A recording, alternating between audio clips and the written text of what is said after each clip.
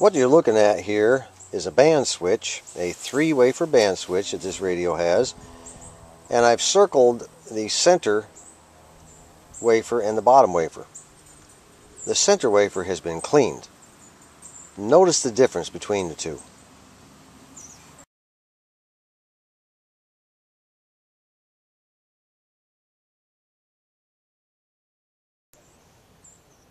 I know it's going to be a little bit difficult to see this, but when you start cleaning your band switch, first thing you have to do is hit it with some air and give it a good blowout. I've already cleaned it out real good with the air because it messes up the camera. It really might hurt your ears and everything. Once it's all blown out real good, then you go ahead and take some of this stuff I always pick up at Walmart. It's in the automotive department. It's QD electronic cleaner. You know, you can buy the deoxit stuff for a high price if you want, but this stuff works just as good, and it's readily available. I don't have to wait for it to come in, you know, order it and have it come in. And I don't know of any place to buy deoxit anyway if I did want to pay the high price. Then you go ahead and you just give her a good shot down in there and clean it real good. Just go ahead and hit it on both sides. Once done, then you go ahead and dry it up with your air. It evaporates very quickly. The next step I always do is take some of this lacquer thinner. Lacquer thinner is really the radio restorer's good friend. You just got to make sure you work with it outside. Don't use this in the house. The fumes will really get to you.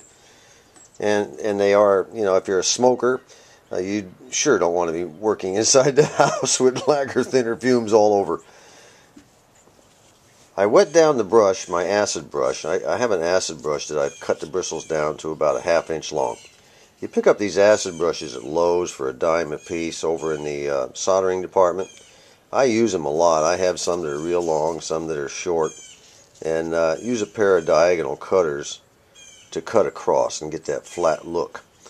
Now I'll go ahead and soak my brush in some lacquer thinner and then start scrubbing down in there very carefully on those metal pins.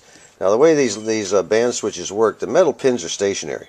They're on both sides, and the center wheel turns as you move the band switch, which is this right here. The fingers, the contact fingers, they remain stationary, like I said. So let me go ahead and get a little bit of lacquer thinner on my brush, and we'll do a scrub here.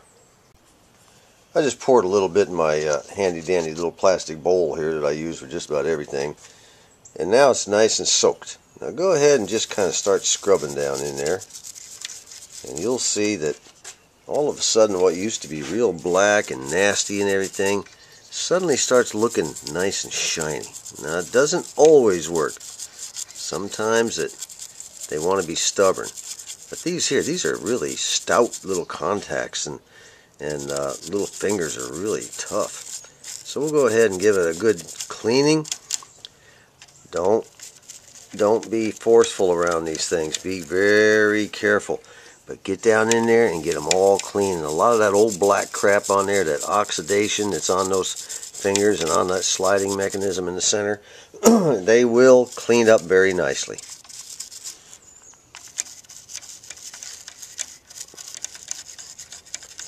Just got to be careful. Take your time. The lacquer thinner will not hurt the metal, and it won't hurt the wafer switch itself. Now, a lot of these wafer switches on later model radios, they're brass colored, and they're a lot thinner and a lot weaker, and so you got to be very, very careful. You don't want to bend. Those fingers are there in a certain position, and you don't want to be bending them and mangling them and stuff like that. Be very careful. Be very careful. Just use your bristles. Use your bristles to clean, and spend some time to do it right, because I can't tell you how many times I've read where an individual was on the internet looking for help with his radio. He completely restored it. He put new capacitors in, new resistors, and on the wiring and everything. He could not get the radio to work, and he's yelling for help. You know, what's the matter? What's the problem? What do you think it is? And someone said, "Well, did you bother to clean your band switch?" And it was like, "Well, what are you talking about?" Well, they talked them through the process of cleaning the band switch, and as soon as they got them clean, the radio started playing perfectly. The band switch, if you're not making contact, all this stuff around it is worthless. It won't do anything. Gotta have contact. It's what gives you shortwave band, medium wave, and your broadcast band. So I'll spend the next few minutes finishing this up where I can look down in there and get them nice and clean. And then there's one more step. I have flipped the radio over to clean the contacts on the other side. Now, not all radios have contacts on both sides that need to be cleaned, but it's always good to clean both sides. And I did it the exact same way. Just take my old lacquer thinner and start giving it a good scrub. Just give it a good scrub. And take your time. You know, this is the kind of thing where you sit out on the back porch, on the table. I don't ever stand up while I'm doing this stuff. I'm only doing it for the purposes of showing you today. I normally take my time. I'll have the radio playing. Cleaning the band switch is a long, tedious job, you know. But just about everything about these old radios is tedious, you know, if you want to do a really good job. I mean, why would you rush through a restoration, put the radio back together, plug it in, and then it doesn't work, you know? You've wasted your time and money and efforts, and it's just not worth all that. So take your time. You know, actually, you know, restoring a radio is very therapeutic, especially for me.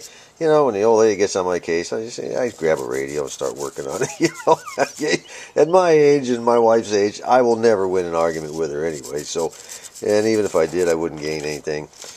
I'd wind up losing. You know, the eggs would be burned or something. You know, we call them an unresolved gestalt. For those who may not know what that is, look it up. Anyway, once we get everything sprayed on both sides and looking real good, you just do the best you can. You do the best you can. And the last step really is to go ahead and spray it and then work the switch back and forth a little bit. Give a chance for it, because there's some places down there where you just cannot get to with the brush. But you do your best. Now, there's one other thing I wanted to show you about band switch cleaning. This is a pencil eraser, and I buy them at Hobby Lobby over in the art department. They come two in a package, and they must be impregnated with gold in the center because they're pretty high priced, but they come in handy. It's an old trick. I don't know how many of you have ever used a pencil eraser to shine a penny. Well, if you take a penny and erase a dirty penny and just keep erasing it, it'll shine up real good. And the reason it'll shine up is because an eraser is an abrasive, very fine abrasive. And these pencil erasers, you just stick them in the pencil sharpener, sharpen them up, and I'll tell you what, when you have a little stubborn contact where the black stuff on there just doesn't want to quite come off, you take one of these little puppies and sharpen it up, and you get down in there just like cleaning a penny, and it will shine those contacts right up. You just kind of work at it, and just go ahead and erase it. The next thing you know, you'll have contacts shinier than the end of your nose. Really does good. Let me put a little air in there. I got a little cleaner still in there. Get all that cleaner off so that abrasive will work good. Now, and after a while, that you'll get a little bit of black stuff on the eraser, and all you got to do is just rub it on a dry towel like that, and they clean right back up again. You're back in business. Just go ahead and clean it, shine it, take your time, and boy, I'll tell you what, you'll be amazed at the results. The whole idea with the band switch is to take your time, go very, very slow and methodic, one little contact at a time. It will pay off. Don't get in a hurry. I keep telling everybody this. Never get in a hurry when you're working on these radios. You know, when it's all over with and the radio's playing and you've done a good job and everything, there's a little bit of disappointment there because you've done the job, you know, and not much more to challenge you. And now you got to go out and find another radio anyway. So, you know, make the good times last. Wafer number 2 is now clean. Now I'll get to work on the last one.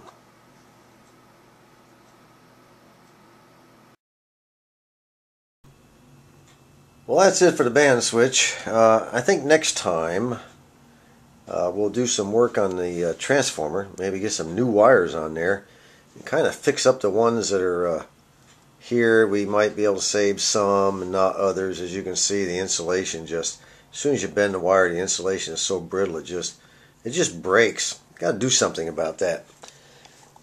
And if we have time after doing this, next time we'll try to clean up our variable capacitor. Incidentally, right here, while I'm on the subject, I might as well show you a little something before I wrap up here. You'll notice that this orange wire, these are not original wires to that thing, by the way, but that orange wire comes across and it's just wrapped around that connector right there. See it right there? It's just wrapped around there. It's not soldered on. It doesn't go through the hole where this pen point is now going through. It just lays there. It's supposed to be like that. That's right. It's not supposed to be soldered on. Folks, what you're looking at is a gimmick capacitor. A gimmick capacitor. And next time, when we finally get around to cleaning this thing up and making it look a lot better, I'll explain to you how that gimmick capacitor works. Until next time, this is John.